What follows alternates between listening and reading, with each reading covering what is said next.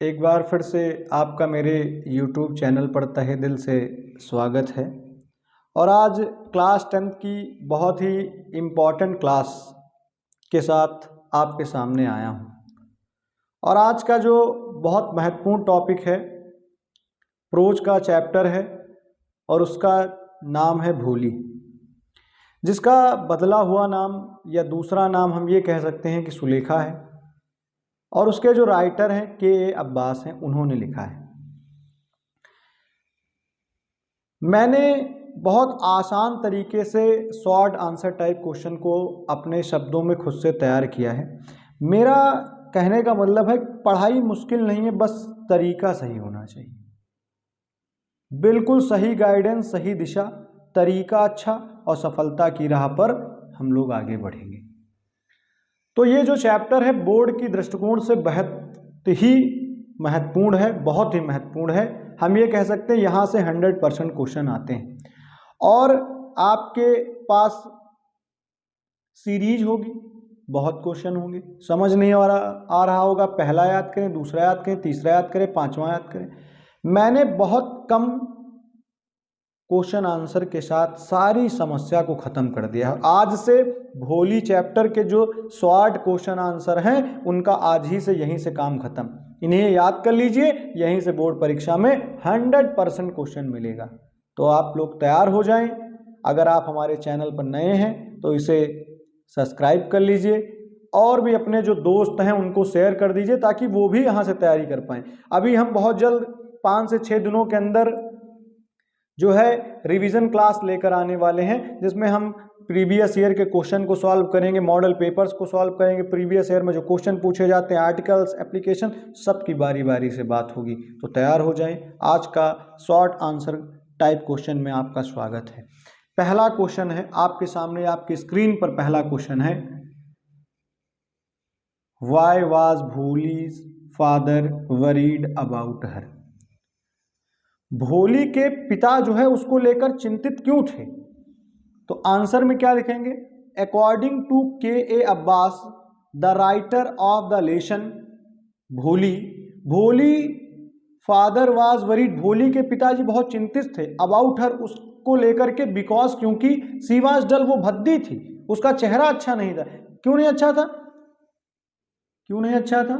She had पोक marks, उसके चेचक के निशान पड़ गए थे। कहां पर पड़ गए थे? ऑन हर फेस, उसके चेहरे पर। एंड सी स्पोक, और वो बोलती थी, विद आ स्टैमर, हकलाहट से बोलती थी, सही से स्पष्ट नहीं बोल पाती थी, स्टैमर हो करके बोलती थी। ही थॉट, उसके पिताजी ने सोचा, no one would marry her, इससे कोई शादी नहीं करेगा, एंड सी माइट रिमेन, और ये रह जाएगी, डिपेंडेंट, आश्रित, ऑन हर पेरेंट्स, अपने माता पिता पर, फॉरएवर, हमेशा के लिए। बहुत सरल आंसर है, आप याद कर पाएंगे। और ये सारे के सारे आंसर्स को हमने खुद किताब से ढूंढकर आप लोगों के लिए तैयार किया है, क्योंकि ये क्वेश्चन पेपर में आता है। अब हम लोग आगे बढ़ते हैं। प्रश्न संख्या 2 है, वाई डिड भोली रिफ्यूज टू मैरी बिशंभर। भोली ने क्यों मना कर दिया बिशंभर नाथ से शादी करने के लिए? तो अकॉर्डिंग टू के Abbas the writer of the lesson भोली, इस पाठ के जो कवि, वो लेखक जो हैं, उनके अनुसार भोली रिफ्यूज टू मैरी, भोली ने मना कर दिया बिशंभर से शादी करने के लिए, because he demanded A dowry, उन्होंने दहेज मांगा। व्हेन ही सा पोक मार्क्स, जब उसने उसके चेहरे पर चेचक के निशान को देखा, सी वाज इंसल्टेड, उसने इंसल्ट महसूस किया, रियलाइज्ड, और एहसास किया, that her self respect was more important than marrying, उसने सोचा कि शादी से ज्यादा जो आत्मसम्मान है वो बहुत जरूरी है। ए ग्रीडी एंड सेल्फिश, एक लालची और स्वार्थी इंसान। So her marriage with Bishambhar did not take place, इस तरीके से उसकी मैरिज जो है, शादी जो है, बिशंभर से नहीं हुई। इस आंसर को भी बहुत सरलता से तैयार कर लेंगे, बहुत इंपॉर्टेंट है। अगले क्वेश्चन पे आते हैं। स्क्रीन पर अगला क्वेश्चन है, why did the tehsildar come to Ramlal's village. What did he ask Ramlal to do? Ramlal के गांव में तहसीलदार क्यों आए और उन्होंने क्या रामलाल से कहा करने के लिए? तो according to K A Abbas the writer of the lesson Bholi, tehsildar came to Ramlal village to perform the opening ceremony of a primary school. एक प्राइमरी स्कूल के उद्घाटन के लिए जो है तहसीलदार साहब आए और वो स्कूल किसके लिए था? गर्ल्स, लड़कियों के लिए था।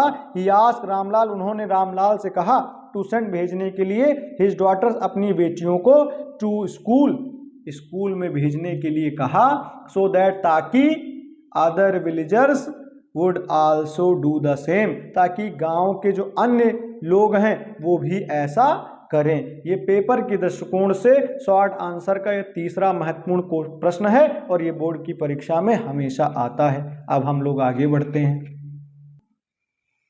प्रश्न संख्या 4 है, व्हाई डिड भोली, और भोली का एक दूसरा नाम भी है सुलेखा, कभी कभी आता है। What is Bholi's real name? Option में आएगा सुलेखा, तुरंत टिक कर देंगे, आंसर सही हो जाएगा, 1 नंबर आपका बोर्ड परीक्षा में ऑप्शनल में पक्का हो जाएगा। तो ध्यान रखेंगे, भोली का बदला हुआ नाम सुलेखा, यह आ जाएगा। What is the real name of Bholi? Bholi का रियल नेम क्या था? सुलेखा। तो why did Bholi start stammering, कैसे हकलाना प्रारंभ कर? According to K A Abbas the writer of the lesson Bholi, Bholi यानी Sulekha started stammering because at the age of 10 month, 10 महीने की थी, she fell off the bed, एक बिस्तर से गिर गई, एंड हर्ट हर हेड, और उसके सर में चोट लग गई।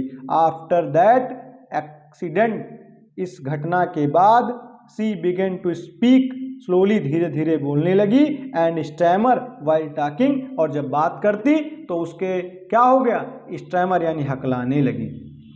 हमारी स्क्रीन पर क्वेश्चन नंबर 5 है, बहुत ही इंपॉर्टेंट महत्वपूर्ण प्रश्न है। How did Bholi's console her father in the end, कैसे अपने पिता को कंसोल किया, समझाया, संतुष्ट कैसे किया? तो according to K A Abbas the writer of the lesson Bholi, in the end, अंत में, ऑफ द स्टोरी, इस कहानी के, भोली कंसोल्ड हर फादर, भोली ने अपने पिता को कंसोल किया, समझाया। सी सेड, उसने कहा, that he should not worry about her, उसके बारे में जो है वो चिंता ना करे। सी वुड सर्व हर पेरेंट्स, वो अपने माता पिता की सेवा करेगी। And teach in the same school, और उसी विद्यालय में पढ़ाएगी, वेयर सी हैड स्टूडेंट, जहां पर उसने अपनी पढ़ाई की। तो ये सारे महत्वपूर्ण प्रश्न हैं, आप इन सारे प्रश्नों को याद कर लेंगे। और भोली का जो चैप्टर है वो बहुत इंपॉर्टेंट है परीक्षा के दृष्टिकोण से। इसके लॉन्ग क्वेश्चन की वीडियो जो है बहुत जल्द हमारे चैनल पर आपको मिल जाएगी। तो अगर आपको वीडियो अच्छी लगी हो तो लाइक कर दीजिए, सब्सक्राइब कर दीजिए, और अपने जो दोस्त हैं उनको भी शेयर कर दीजिए, क्योंकि बहुत जल्द हम आपके लिए रिवीजन प्रैक्टिस सीरीज सारे सब्जेक्टों की हाई स्कूल की लेकर आ रहे हैं और क्लास 12th की भी लेकर आ रहे हैं। तो आप लोग तैयार हो जाइए, वेट ना करिए, तुरंत सब्सक्राइब कर लीजिए और लोगों को भेज दीजिए, क्योंकि हम एक बहुत महत्वपूर्ण सीरीज लेकर आ रहे हैं जिसमें हमारा एक टारगेट है। हमने एक टारगेट तैयार किया है कि सारे सब्जेक्ट में 95+ अंक जो हैं वो प्राप्त हों। इसके लिए हमने एक व्यवस्था बनाई है कि अनसॉल्व पेपर भी सॉल्व कराएंगे, इसके साथ जो प्रीवियस ईयर में क्वेश्चन आए हैं उनको भी सॉल्व कराएंगे, जो आने वाली परीक्षा के लिए इम्पॉर्टेंट है वो भी तैयारी कराएंगे, ताकि जब आपकी 18 फरवरी से आपके एग्ज़ाम हो तो आप उसमें बेहतर कर पाएँ, समझ पाएँ। इसी के लिए जो है हमारा ये चैनल आपकी मदद करने के लिए तैयार है। हमारी पूरी टीम चैनल की आपके साथ लगी हुई है।